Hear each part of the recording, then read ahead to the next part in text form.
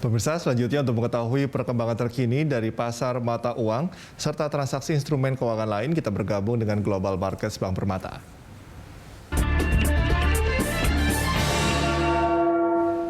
Jelang rilis data ekonomi domestik, seperti apa pergerakan rupiah hari ini? Untuk membahas hal itu, kita telah terhubung bersama Chief Economist Bank Permata, Joshua Pardede. Selamat pagi, Mas Joshua. Selamat pagi, Mas Ikal. Mas Joshua, ini kalau kita perhatikan, The Fed semakin agresif ya menaikkan suku bunga acuan. Ini bagaimana daya tahan rupiah menghadapi sentimen ini? Ya, kalau kita lihat ini beberapa data ekonomi US ya, di minggu lalu, di Jumat lalu itu kan ada non-farm dan juga tingkat pengangguran.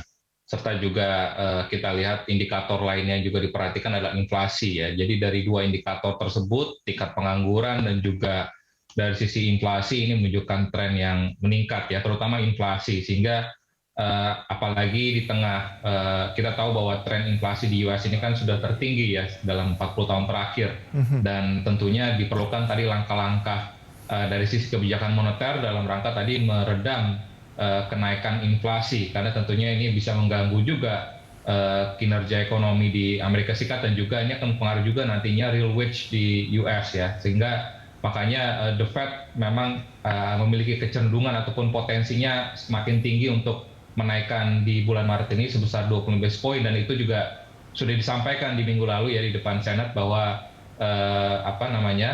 Jerome Powell mengatakan bahwa kenaikan ini diperlukan tadi untuk menjaga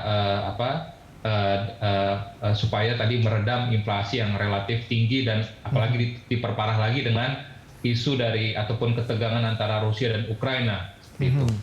Oke, tadi bicara mengenai ketegangan atau situasi di Rusia dan juga Ukraina, ini kan juga belum ada kejelasan ya, masih tidak menentu nih bagaimana kondisi terkininya. Nah, ini terhadap ekonomi Indonesia sendiri dampaknya seperti apa, khususnya terhadap rupiah? Ya, kami memandang bahwa dampak yang ditimbulkan oleh ketegangan Rusia dan Ukraina tersebut memang cenderung masih bervariasi atau mix ya. Karena di satu sisi kita melihat bahwa jalur ke komoditas ya, harga minyak mentah dunia meningkat.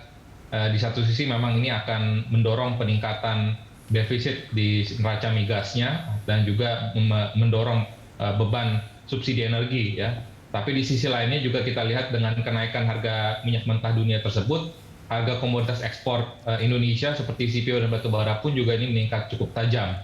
Dan bahkan batubara sendiri masih bertahan ya di atas $400 per ton, sehingga ini pun akan mendorong penguatan sisi neraca dagang kita khususnya non migas ya, sehingga kami melihat bahwa ini dampaknya sedikit positif ya untuk ke Indonesia dalam jangka pendek ini sejauh ini. Karena kita melihat bahwa sekalipun antara Rusia dan juga negara barat sudah memberikan langkah-langkah sanction, tapi dampaknya kepada rupiah relatif cenderung masih stabil. Bahkan pada pembukaan hari ini saja dibuka menguat ya di 14.383 per dolarnya, setelah kemarin ditutup masih di atas 14.400, dan ini saya pikir juga dipengaruhi juga oleh kemarin penurunan PPKM level ya di Jakarta dari level 3 ke level 2. Ini pun juga memberikan optimisme bagi pelaku pasar ataupun pelaku ekonomi bahwa ekonomi Indonesia pun juga di tahun ini tetap akan resilient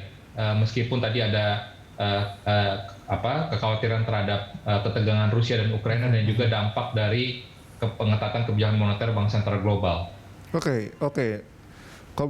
Untuk cadangan devisa Indonesia juga akan rilis hari ini ya. Ini analisa Anda akan seperti apa? Apakah akan surplus atau seperti apa? Ya, kalau kita lihat di sisi cadangan devisa di bulan Januari yang lalu memang cenderung tren posisi cadangan devisa menurun ya dibandingkan bulan Desember.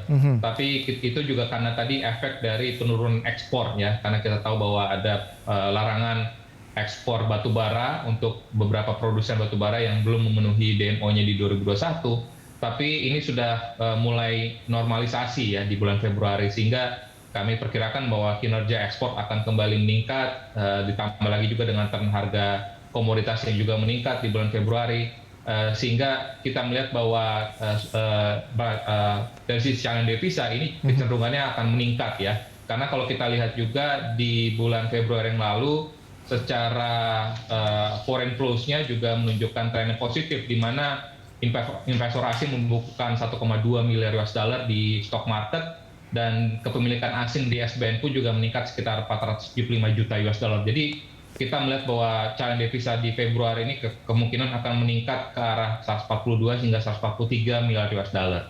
Oke, yield US Treasury Amerika juga saat ini dalam level tinggi ya, di 1,98%. Ini apakah akan menjadi penekan rupiah?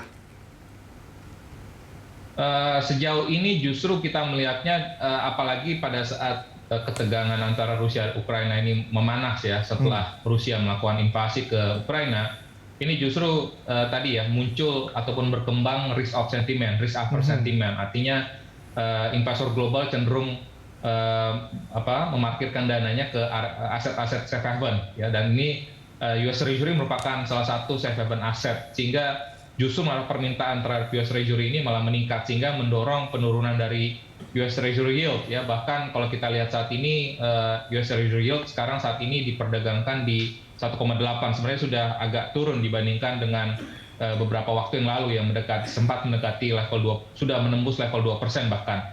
Nah, ini dampaknya kepada rupiah memang relatif juga masih kita lihat tadi ya, masih rupiah masih relatif stabil, tapi yang kita perlu cermati juga adalah imbal hasil dari surat utang pemerintah Indonesia selama bulan Maret ini sudah meningkat cukup signifikan, yang dengan tenor 10 tahun saja sudah naik sekitar 25 basis poin ya, saat ini diperdagangkan di level 6,77% gitu. Jadi artinya kenaikan dari yield obligasi pemerintah Indonesia ini pun juga merefleksikan bahwa pasar juga mengantisipasi sebenarnya ya, karena pekan depan The Fed diperkirakan akan mulai menaikkan suku bunganya, dan sementara itu juga kita lihat masih ada ketegangan dari Rusia dan Ukraina, sehingga makanya yield obligasi pemerintah Indonesia dengan tenor 10 tahun ini agak cenderung meningkat. Tapi sejauh ini dampaknya kepada rupiah ini masih relatif terbatas, artinya rupiah masih resilient, dan ini karena ditopang oleh fundamental ekonomi kita yang cukup solid ya saat ini. Baik. Terima kasih Mas Joshua atas informasi serta analisisnya. Pemirsa, demikian Chief Economist Bank Permata, Joshua Pardede.